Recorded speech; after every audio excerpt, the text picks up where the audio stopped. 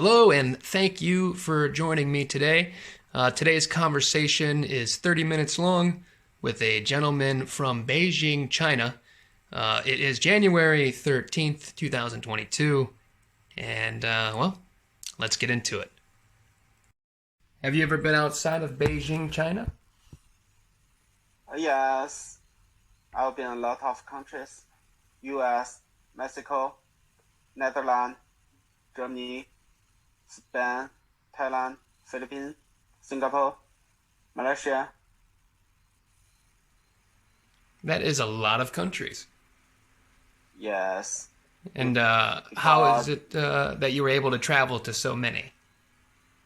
yes, because 3 years ago I worked for HP. I have a lot of chance to do the global business trip. Okay, so a lot of it was for work. Yes, Yeah. All right. And out of all those countries, what were your top three favorites? uh, top three or top favorite. I think maybe Mexico, Okay. Mexico's uh, one, and and Thailand. Thailand two, Yeah. and how about a third one? Third one maybe Singapore. Singapore. Okay. Yes. And how much different was Singapore from Beijing? Singapore is similar to southern China city Mm-hmm. because most of Singapore's majority is Chinese, and most of them are the southern Chinese people. Mm-hmm. And did it feel a little bit more like home to you, more relaxed, more comfortable? Um, rel- for Singapore, the city is like a garden. It's very clean and beautiful. Mm-hmm. Their plants are very good. Not, um, it's different from Beijing because Beijing is in the North China. It's very cold in the winter. Mm-hmm. It's hard to see the green plants in the winter. Right, right. It's understandable. So the climate is definitely different and a little bit nicer. Yes. And then, what was some of your favorite things about Mexico? Mexico, uh, in Mexico, it's a multi-racist country, I think. They are different, but their food are very similar to Chinese food. Oh, okay. It's a little bit spicy, and Mexico people are very nice. They are so relaxed. Maybe they don't want to work overtime, and every night they invite me go to the party. Yeah, yeah, They're very relaxed. yeah. I think what you said there, how they don't want to work, they're more relaxed. I think a lot of that has to do with the climate.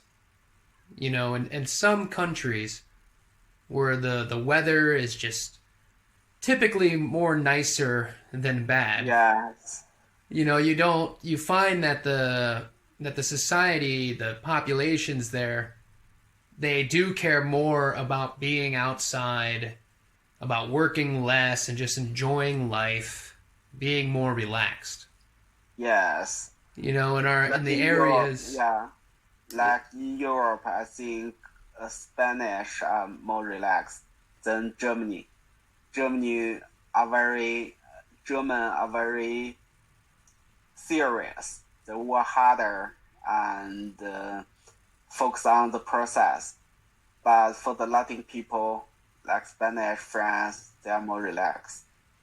Right, right, And absolutely. And yeah, they even have the siesta, in Spain, They have siesta in Italy.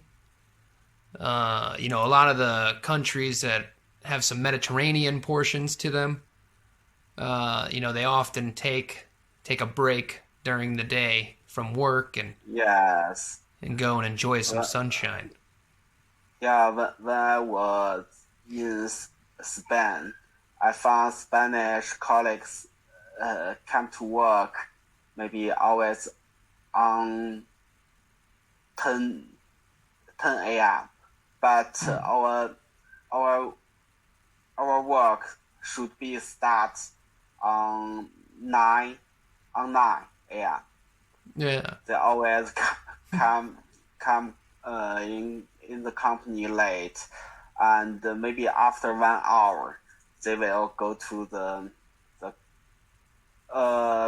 coffee shop to take break. Right. It's very relaxed. Yeah.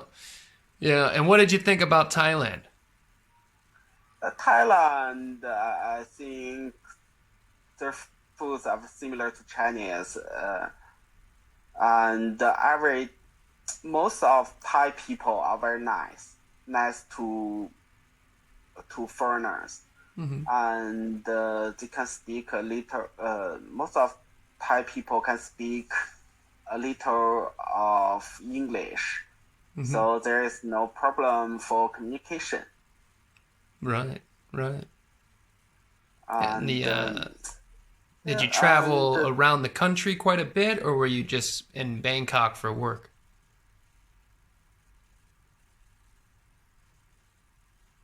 went to Thailand for the traveling. Okay, so you did travel around the country, and pretty beautiful country, huh? Yes. Where were some of your favorite parts? Um, the sunshine and the beaches. Yeah, Very nice. did you see the West Coast or the East Coast, or did you see both coasts? Uh, yeah, both coasts. Yeah, yeah, I think because it's very, how to say, it's very fresh for the northern Chinese. In my hometown in Beijing, it's very cold, and we have no any coast mm, because Beijing city is not near to the sea. right, right.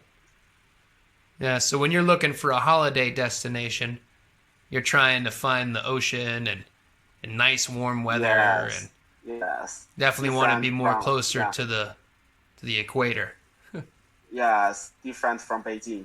Yeah, But our maybe our dress is very hard. When we want to go to trap, we always choose winter because the winter is very cold in Beijing. So, hmm, but when we take off the airplane, we found it's hard to take off all the cold, and how to collect my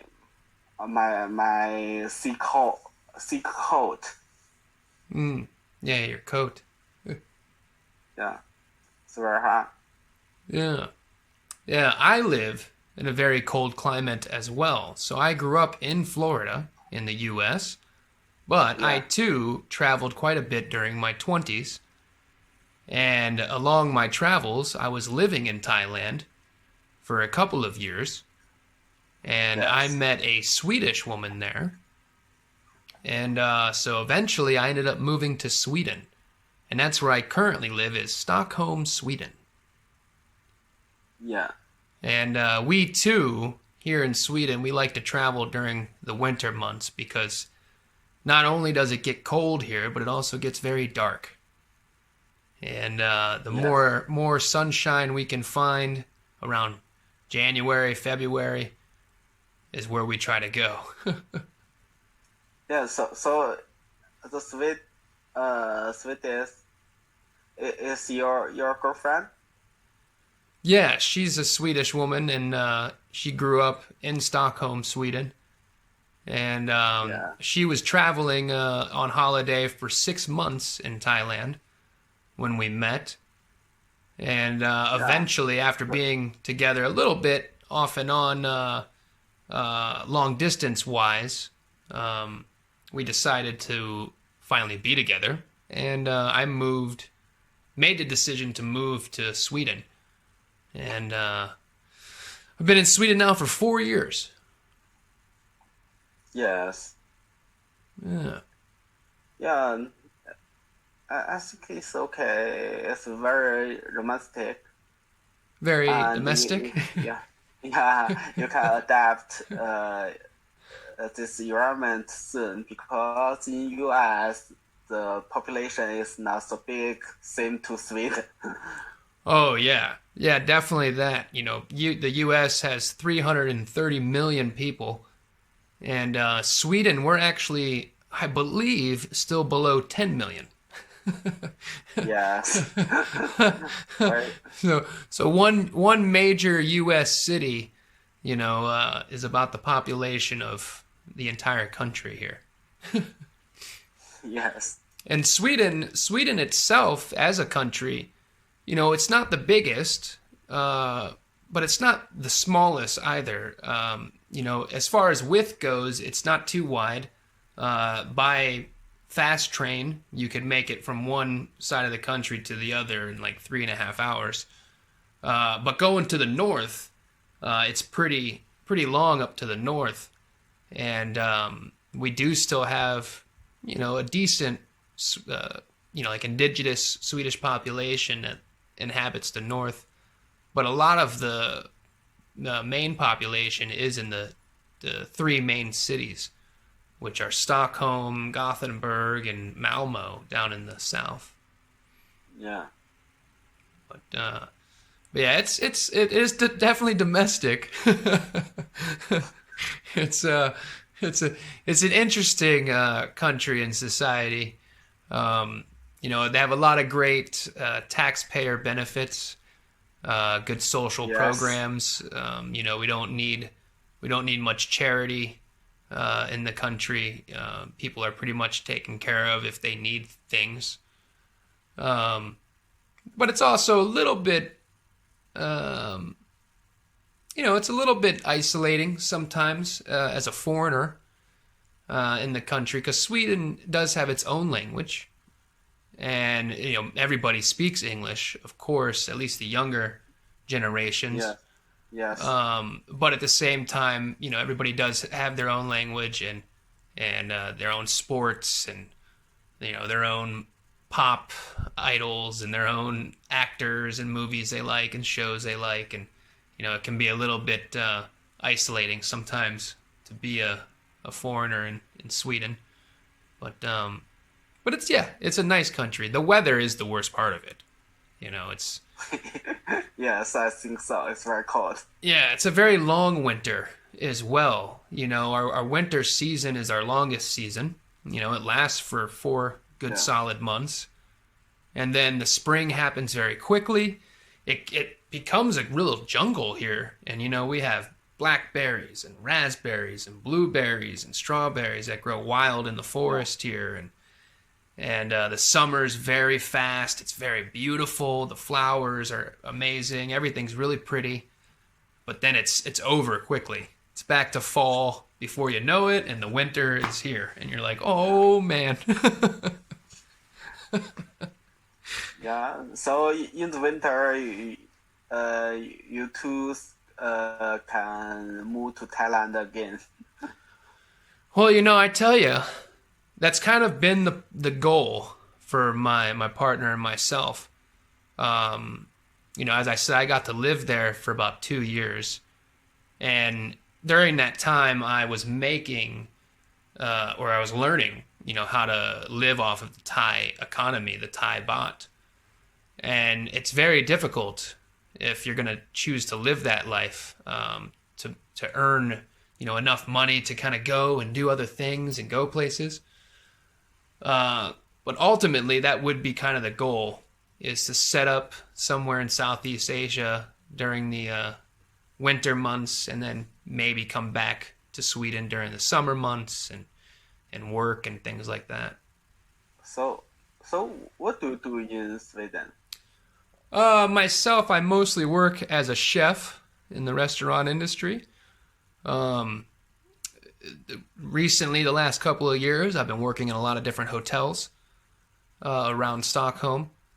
It's been up and down. Sweden is a very seasonal place.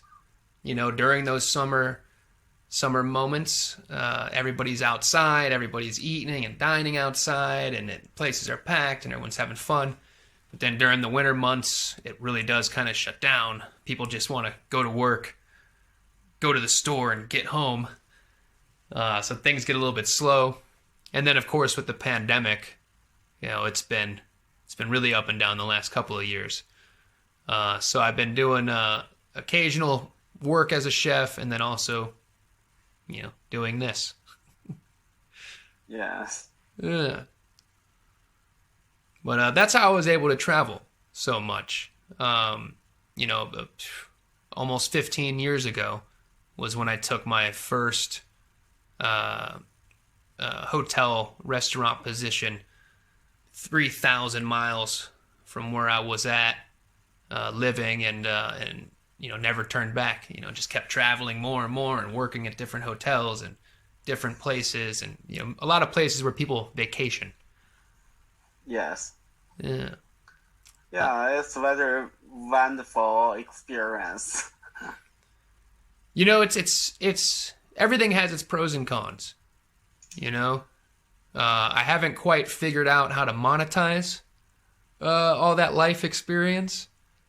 But no, it's all pros and cons. You know, some of the journey is amazing and fantastic, and then sometimes the journey is really lonely, and you're questioning your decisions, and you know, wondering how you got here.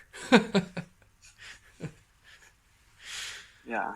I admire this kind of life because I born in Beijing and still working here.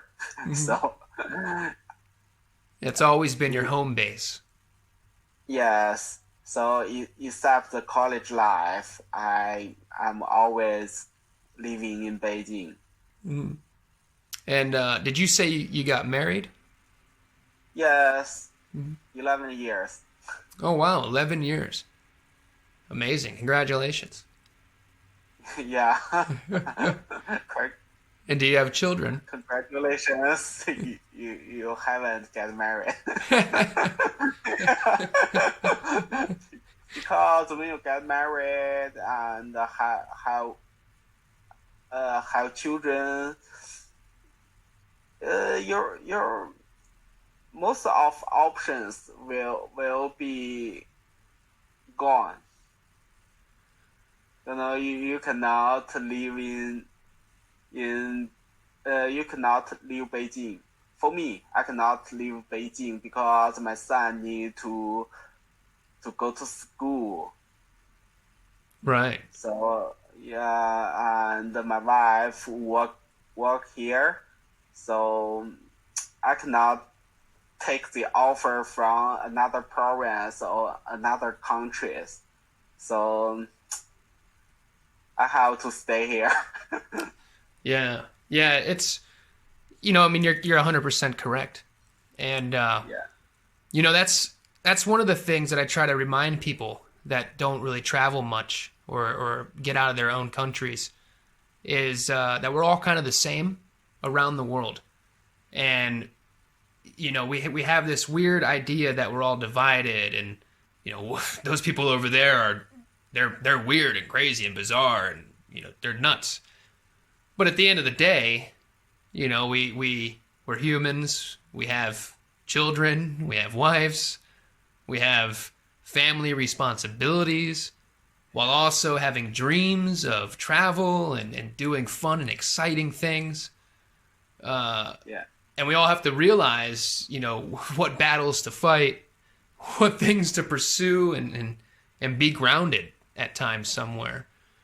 And different experience, two types. Yeah.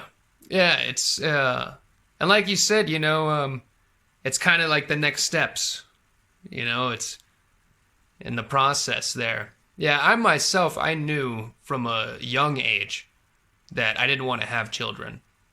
And people Yes. always kind of act surprised when you tell them that, and they always tell you, "Oh, someday you'll change your mind. Someday when you're older, you'll think differently." And at 35 years old, doing the traveling that I've gotten to do, having the experiences that I've gotten to have, uh, yeah, I still don't want to have children. They're great. I'm great with them, and as long as they're not mine, I know they're leaving. It's wonderful. Yes. I think so. Everyone is unique. We cannot follow others' way. Right. And Yeah. so what's life like in Beijing uh, during these times that the world are in with your family and stuff? How is your life different today than it was 2 years ago? Um, for most of people, because in China the pandemic is not so serious, I think uh, our life already go back to normal. But for me, it's a big problem. I cannot go abroad for traveling Mm, because I have no annual leaves to. I have no enough annual leaves for the quarantine when I come back to China. right. So what you said is you don't have enough days of leave. Yes, Yeah, yeah, because when you leave the country, depending on where you go, you might have to quarantine for a few days, and then when you come yes, back into the country, you have to quarantine for another few days. So you yes, don't have enough time in total to actually leave and do a trip. yes. The 2 years is too tough for me, for my job, because I'm a logistic manager, take charge of global transportation. Hmm. Uh, every day I work under stress. Yeah, the global transportation is not very good for now, and the freight charge increased a lot. I bet. Yeah, you guys got kind of whacked there pretty good with the whole Suez Canal ship blockage, and then of course the Yes, pandemic and everyone buying the essential goods, in crazy amount of numbers. A lot of issues. There's tons of issues with why the supply yes, chain is messed up right now. So yeah, it's got to be yeah, super difficult for you. yes. It's very crazy. Yeah. That's why I I want to go abroad for traveling very much. I want to relax myself. Right? Just to unplug for a minute. Yes. Yeah. And you said things are pretty much back to normal there throughout the country in China. I have Yeah. heard, it's interesting the type of news that we get depending on where we live, and I feel as a Westerner that myself I don't have very much access to a lot of news that's coming out of China. And then Yes. when we do get news from China, it's all kind of painted in a negative light. There's biases towards it. But I have heard that you guys have like three different vaccine options, and they're not the vaccines like Pfizer or Moderna. They're not the vaccines that like Americans are getting or Europeans are getting. Yes. Different. Different. How to say? Different way from the American vaccine. Hmm. Our our vaccine is kind of the traditional vaccine Oh, okay. to how to say, to The Uh, mNRA, I believe it's called. not mRNA. I think American vaccines added added the mRNA, but in Yeah, China we use the virus to remove their right. So it's a much how to more say. traditional way of doing vaccines, Yes, it's very where they traditional. actually take a limited amount of the actual virus Yeah, itself, create a vaccine, yes, and give that in doses. How yes. many doses of that vaccine have you guys had to take? Yeah, I have take third one, the booster. The third one, so a booster. Yes, And what like the Pfizer vaccine is the vaccine that I have taken.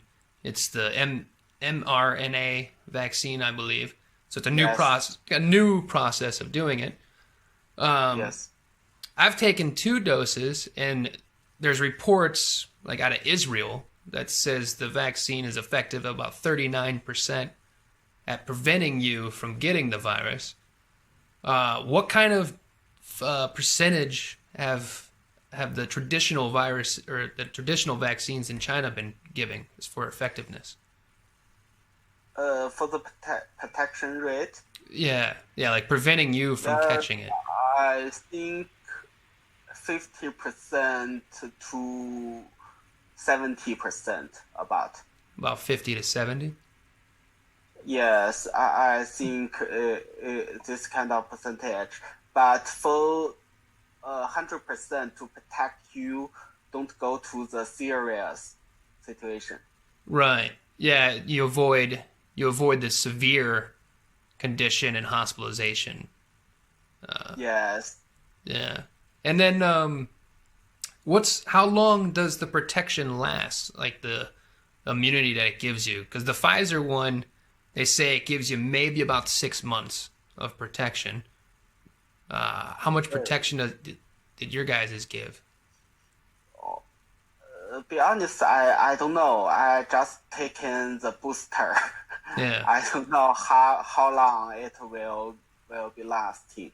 So Maybe maybe it's about the same amount of time because when did they give the first round of the vaccine for you guys? Like what month and year?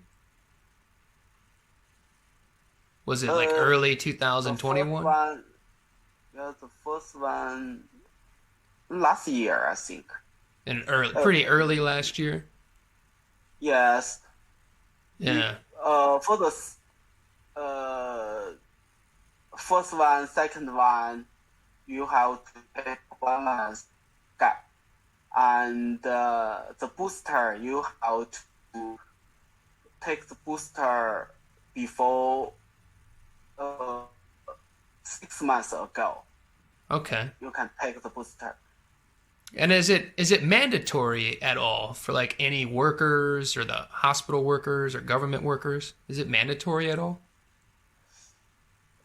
Um, encourage.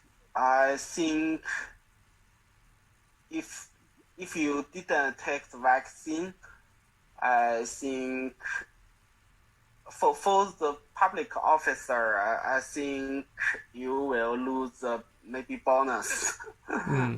I don't know the punishment. It's Okay. not mandatory. Government don't doesn't force you to take the vaccine, but encourage you so Right. hard. Right. And no jobs are requiring it. Yes, it's not required, Okay. but it's encouraged. Yeah. Huh. All right. Yeah, it's fascinating. Fascinating the situation. And it's crazy how every country is a little bit different with how they're handling it. Yes, I think so. Yeah. Well, our time is just about up for today. Yeah. Uh, See you next time. yeah, really nice speaking with you.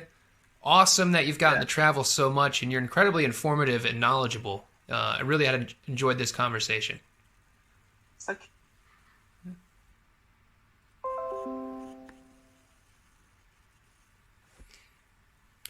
And thank you for listening to this conversation. That gentleman was from Beijing, China, and I myself, of course, am originally from Florida, but I currently live in Sweden. That was just a little bit about what's going on with that person and with things around the world. It's January 13th, 2022, and yeah, thanks for watching. Have a great weekend, guys, and have a great 2022.